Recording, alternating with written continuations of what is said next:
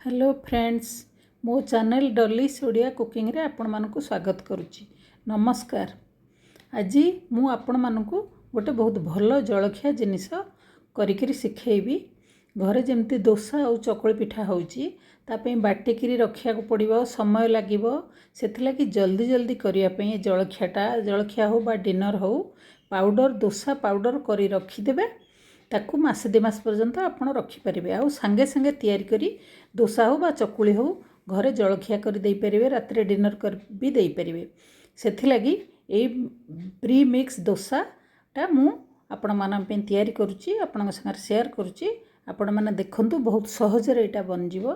Total 10 minute लागिवो तैयारी करिया को। आउ बैटर तैयारी करी दोसा बा चकुली तैयारी करी समस्त को खुआइबे। चलंतु एबे तैयारी करिबा।